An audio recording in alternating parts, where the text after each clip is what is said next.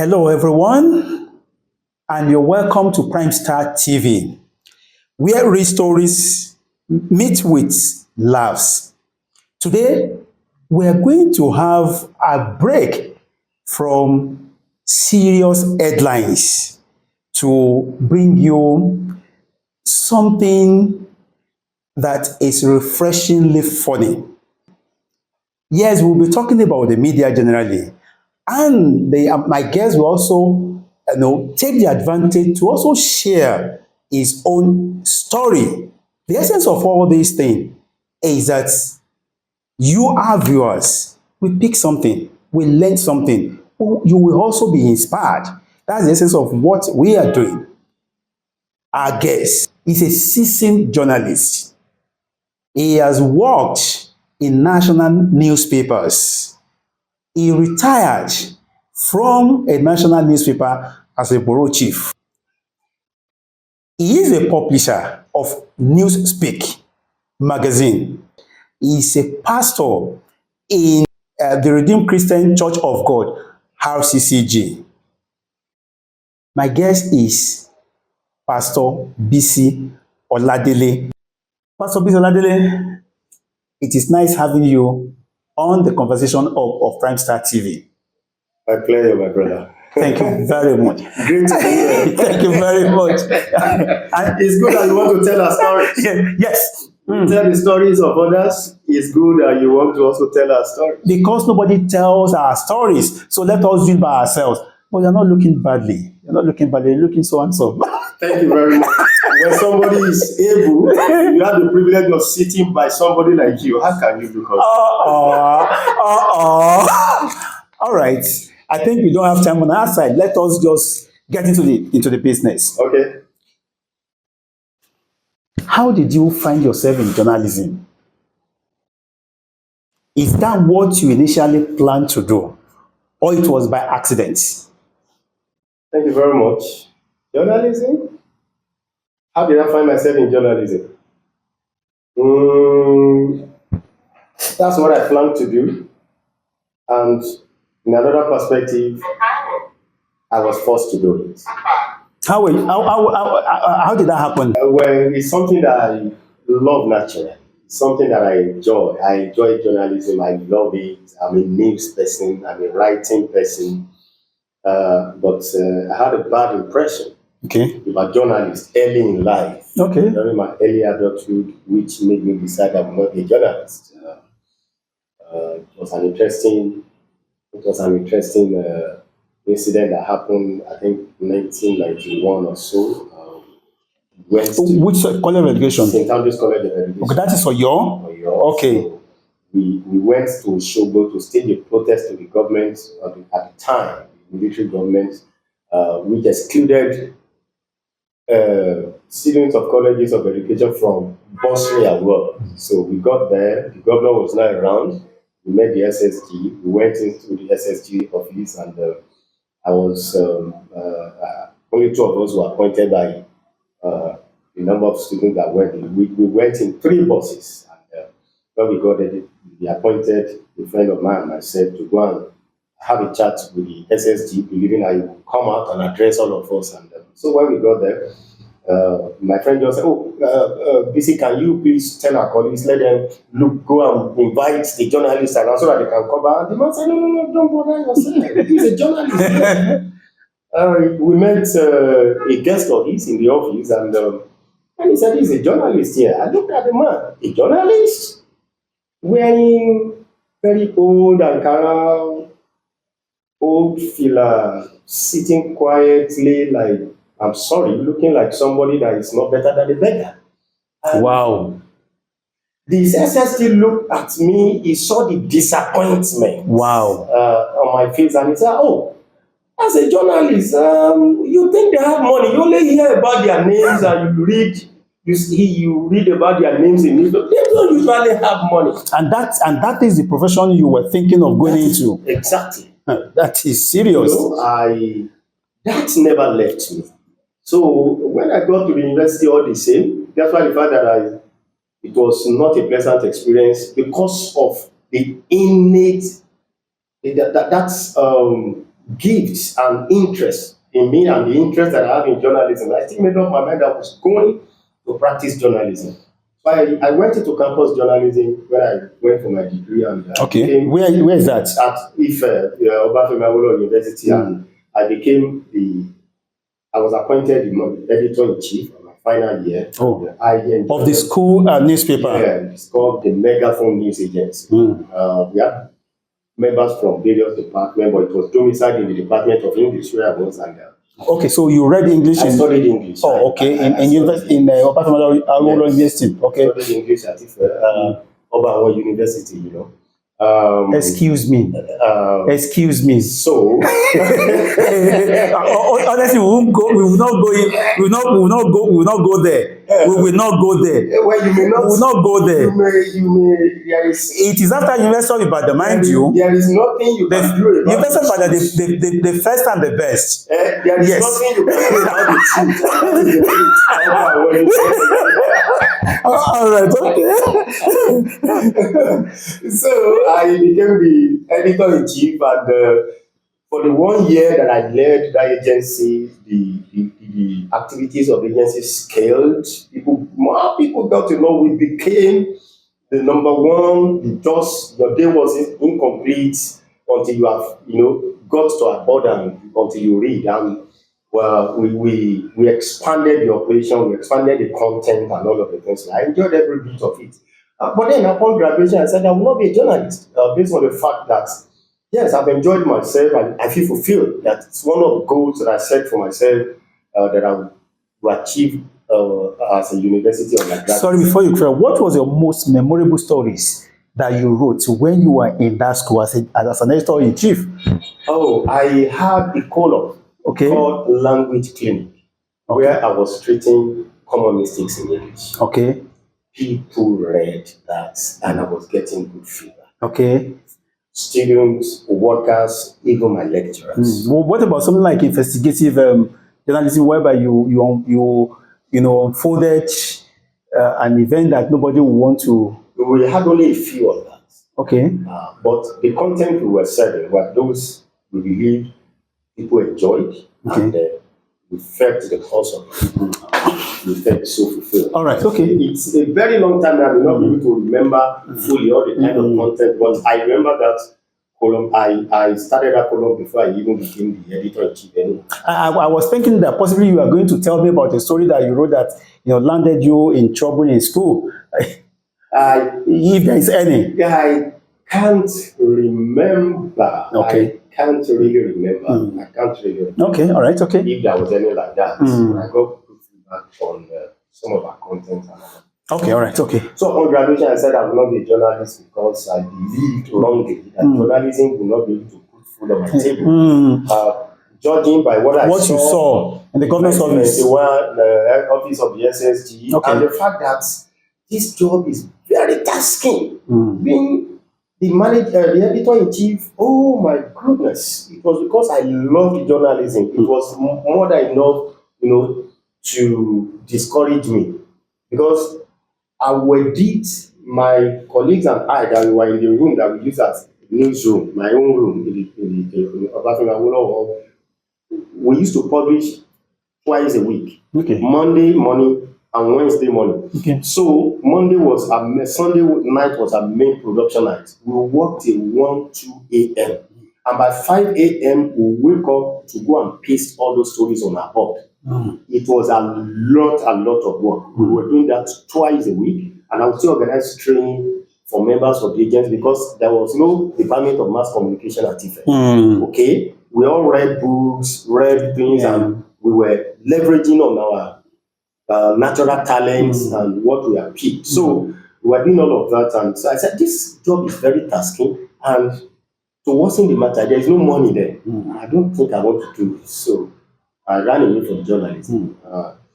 But until about 3 years after or so, when I couldn't originally... After your graduation? Yeah, after my graduation. Okay. My childhood dream was to become a lecturer. Okay. Otherwise, my second bet was to become an advertising practitioner. Okay. So, but upon graduation... How did you get to know about advertising? How did you get to know about advertising as a profession? yeah, it wasn't as if I knew everything or knew so much about advertising. Okay. What just interested me was billboard adverts. Oh, okay. I fell in love as a child. I fell in love with billboard adverts, and I love the pictures. I love the I forgot the name they call those who do the creatives, the words they use, the phrases they use to describe. And all. Because I love the English. The copy The writers. copy, yes. I love the English language. So I love what the copywriters were doing and the pictures that would go with it. And when you add TVC with that, when you add TV commercials with that we used to see on TV, I fell in love with it. The creativity. It was just like my second best. Okay.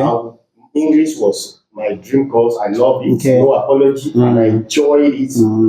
Both at college and the university. And you want to teach it in the university? Yeah. Okay. So I plan to be a teacher of English at the university level. But unfortunately, after my parents were already old, they didn't have means to sponsor me for a higher degree. So I had to look for a way to survive because I was already over 30 years of age and I needed to settle down, start a family and all of that. So I abandoned the lecturing dream, and I tried to look for advertising job. I tried so much, I couldn't get. Because when all who look like others, I said, come on, I can write. And I'm a print person. I started looking for a job, and within a short period, a friend of mine who was already in journalism, my classmates who we were in megaphone agency together, who had been inviting me, come, you are our editor now, come. I said, I'm not coming. Come, I will not. Eventually.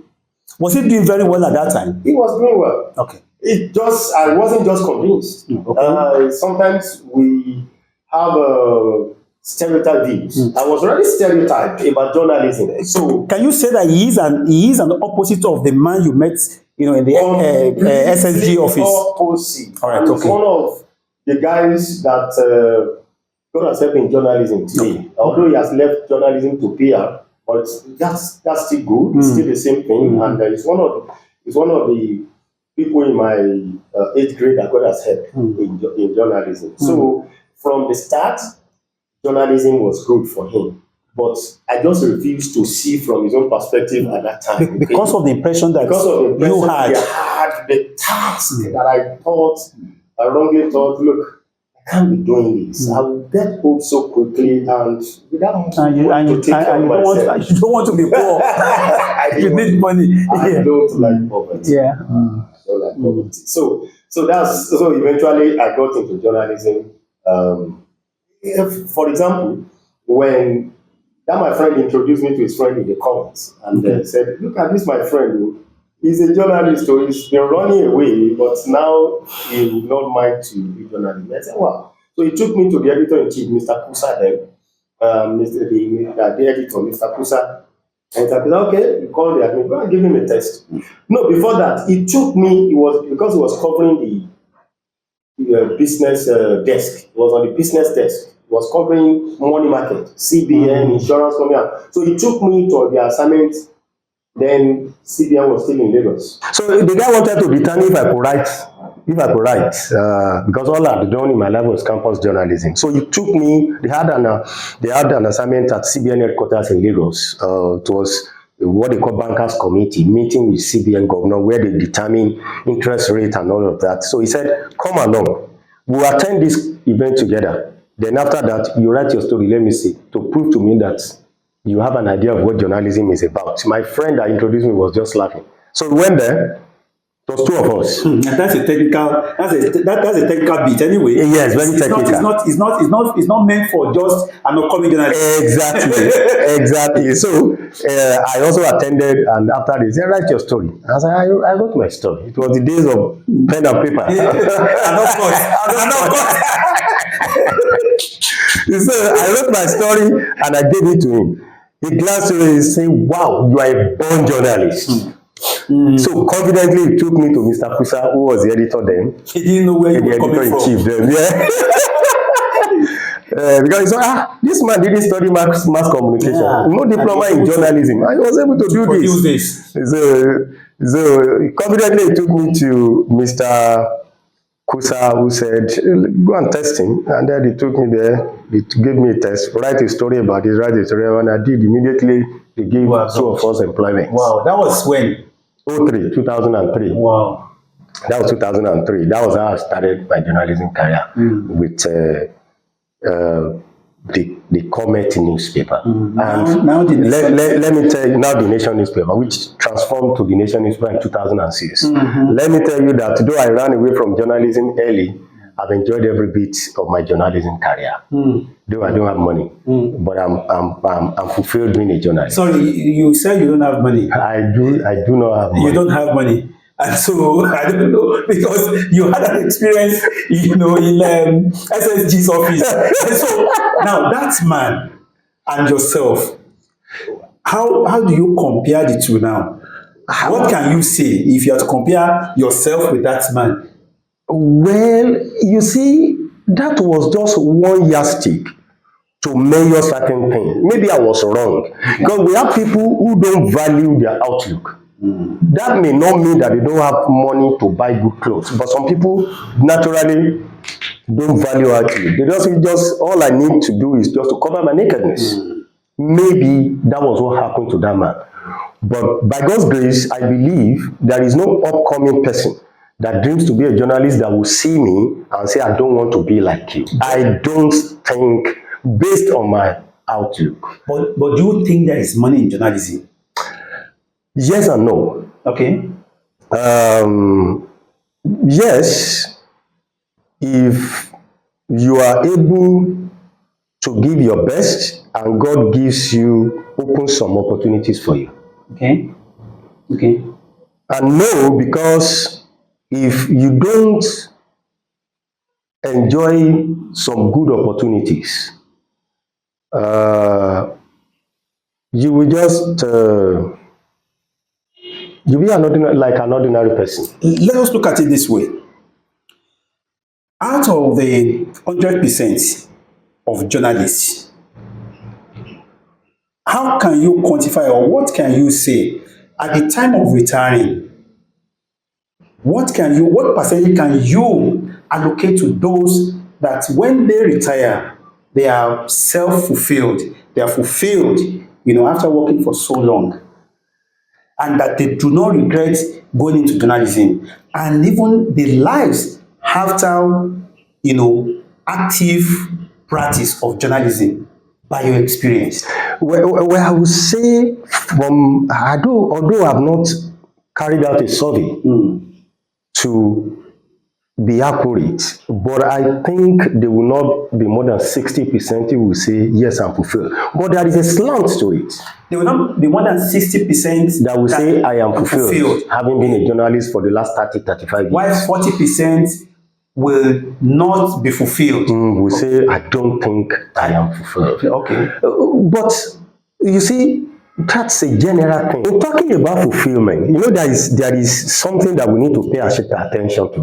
When a journalist says, I don't think I'm fully fulfilled, having been a journalist in the last 30-35 years, there's a problem journalism creates for journalists. Okay. And that problem is exposure. Okay. It exposes you to the high and mighty in the society. Okay. It exposes you to the people in government. Okay. It exposes you to decision makers. Like I said, for example, when I was coming into journalism, I was taken to cover bankers committee, MDs of banks and the CBN governor, those that hold that. For somebody that was just starting a career, exposed to such level, it will be difficult for you if you don't get opportunities to really move up. It will be difficult for you after 30 years if you are retiring like other people who have succeeded in building a 4-bedroom flat, buying a car, and you still feel, because of that exposure, it creates a problem for the journalists. So when we say journalists don't feel fulfilled, we are not actually saying that they are very hungry. No. We are not generally saying that they are not able to meet their basic needs. We are not generally saying that that job is not interesting. What we are generally saying is that what you are exposed to early, because journalists cover influential people in the society. So you are exposed, if you are in a city, you are talking to the vice chancellors of university, you are talking to proprietors of businesses, you are talking to MDs, you are relating with the politicians, the senators, the governor, the House of Rep member, the Oba, the high chiefs, the union leaders, the renowned lawyers, and all of these are people you cover, you relate with on daily basis. There is I think it's a sociological or psychological thing that's the kind of environment journalism creates for you. And so if you are not able to move up to a level that is close to those people after 30 or 40 years that you are retiring, the tendency for you to say I'm not fulfilled is likely to be there. Let us also look at it from this angle. What is the remuneration of journalists? Do they have pension scheme for them by the time they are either retiring or resigning or whatever? Yeah, for journalists who work in established media outlets, there is a provision for pension. Since Nigeria moved to contributory pension scheme, of course, it has become a law.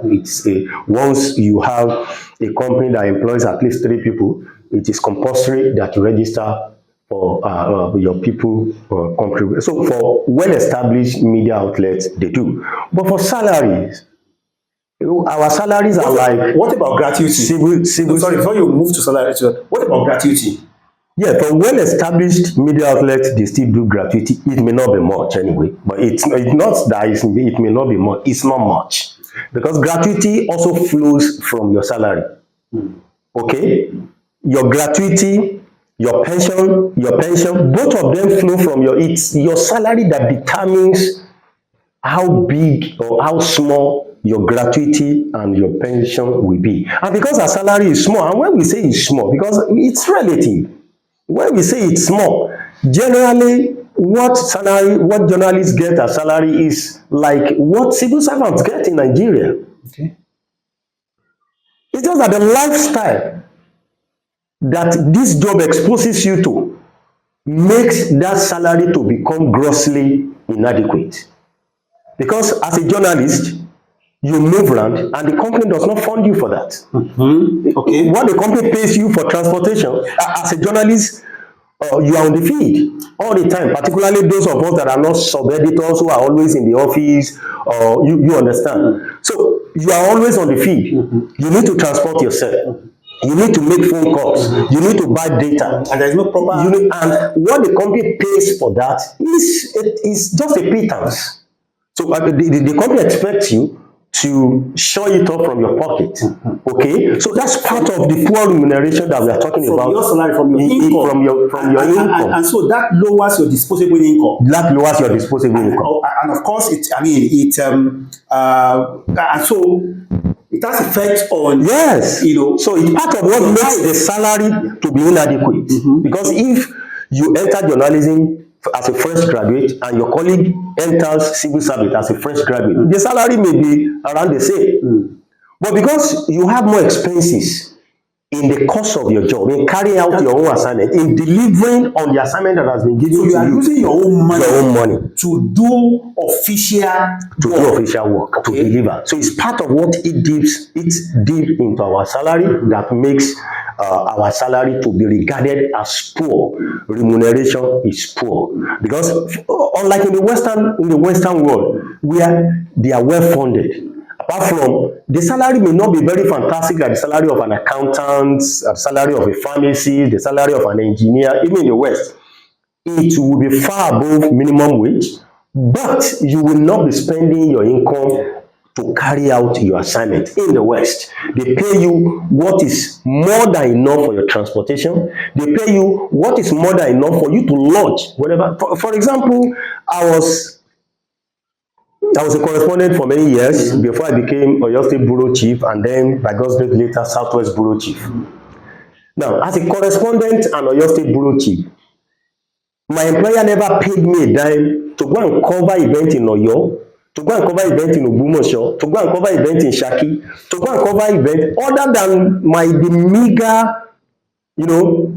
transport subsidy that I was paying per month, which is serious. just mega. And you are expected to bring stories. Of course, you have You are to. expected to go to all these places. Or you have to, okay? It was only when I became South, I was overseeing Southwest, that anytime I wanted to go to any other state, I will be funded.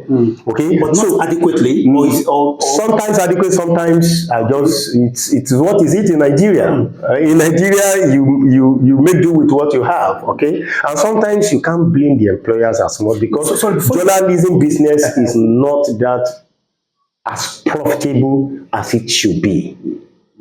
You see, the picture, because we really need to interrogate, the picture you have just painted. And because, of course, you see journalists, you see many journalists in assignments, running after, people and all of that, seeking for brand envelope and all of these things, which for me, it's quite embarrassing. And so, because see, how can a journalist that is not well catered for bring and report a story that will be objective?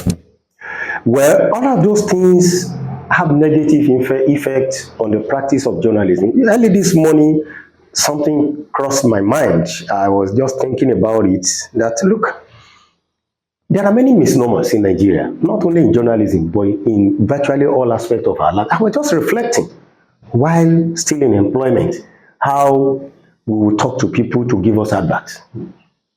It is a misnomer for a journalist to ask for advertisement from the people you are covering, because advertisement.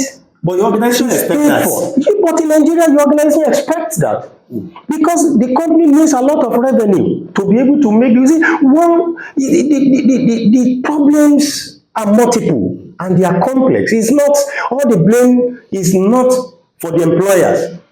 This Africa generally, there are certain things we are yet to get right. One of it is media operation. Okay, so I was thinking about, if I'm covering Oyo State and the company expects me to bring adverts, the people we are covering are those people that take decisions about adverts. So that means I will have to talk to them. The commissioner, the managing directors of organization, the governor, the SAN that want to publish for their client and all of the things like that. Now, when as a journalist, if I talk to them to, please, next time you have adverts, remember to give my company, and they call me to give it. Tomorrow, will it not be difficult for me to expose whatever ill that is associated with that organization? So it is possible for you to look away. That is the reality of Nigeria. Yeah, that's the reality of Nigerian journalism. But in the West, things like that don't happen. You leave that to those in the advanced section. Now, for you as a journalist, they know the best way to do your job is never to be at the mercy of the people that you are covering. Asking for advert is showing that you are at their mercy. Yeah. Do you know that? Because they will negotiate with you. They want to give you their money. They are patronizing your organization through you. Okay? You can't collect my money and still write against me without, your conscience will even prick you one way or the other. Yeah, it's part of it. But you see, in the Western world, what happens is that your employer will fund you. And it's easier for them because it's not just for two major reasons. Okay. Number one reason is that there are multiple advertisers that want to advertise on your platform. Okay. Because the economy is booming. And so we have countless private business organizations that want to advertise their product, their service. So there are always many people coming to advertise. They are doing sales, they need to advertise in the paper. They are doing promo, they are changing name, they are introducing new brand, they are doing this, they are expanding their market. They don't have much problem with advertisement in the Western world. The second thing that helps them in the Western world is that there are many foundations, there are many organizations, there are many NGOs that are funding specific stories. That, okay, you come as a journalist, I've been covering on your state, for example, I observed something that, oh, they are doing illegal mining in a particular community. I have gone there, I've done a little research, and I've seen that we need to write about this to expose this, so that people in the Ministry of Mines in Abuja and other regulatory agencies who are not in Ibadan, who don't have representative in Ibadan, and this thing is impacting the environment negatively. It's leading to death of some people. Now, none of those ills that come to it. I'll come up with a proposal. I will have a foundation or an NGO or an organization that will sponsor it. I will come up with a budget. Oh, this thing is going to take about 3 months. These are the people I need to talk to. I need to lodge in a hotel. I need to buy data. I need to actually give some people money in the community for them to be able to give me the kind of information that I need. I will come up with a budget. Oh, this thing will cost me 3.5 million naira. They will give me. Sometimes they will pass it through through my employer, so that my employer will monitor everything, and sometimes the employer will retain part of the money as it occurs, as it happens in the university. So partly my employer can earn a passive income from it, and they will be able to do that story, and it will be thorough. But in Nigeria, nobody does that. Even if you see any organization that wants to do it, it's these 3D foreign companies that do it, and what they give us is a pittance. They just give you something like $100. What they will give their own journalists 6,000 naira to do, they just send you $100 or $200, and because they know once you convert it to naira, it gives you over 300,000. You owe 300,000 because you know your employer will never give you 30,000 to do it. So with 300,000, even though it's is inadequate, you jump at it, and you also make do with what. So these are the issues. So that's why all the blame should not go to the employers. The business model, particularly the print now that I'm focusing on, is difficult. It's not that profitable. For example, as a national daily, you have offices in at least 20 out of the 36 states in Nigeria. You run those offices. You have staff that you put there. Okay, the head office. Remember, there is no power. Power supply in Nigeria is epileptic. You can't run a newspaper without having access to power 24/7, because your press will work at night, the staff will work during the day, meaning that you have to run generator 24/7. Running and maintaining press is very, very capital intensive. So you have journalists, you have staff all over the country, and you are buying newsprint. Newsprint is imported. We are not producing in Nigeria. Look at the negative implication of forex on newsprint. So all of these things make newspapers to even struggle to survive, particularly in Nigeria. So that is why they don't have enough money to fund what they should be funding for the editorial content that they should be funding. So it's an environmental issue, and one way or the other it affects the quality of the content that Nigerian newspapers produce, and it is what it is. Let us stop here so that the story can continue in next episode. See you on Monday.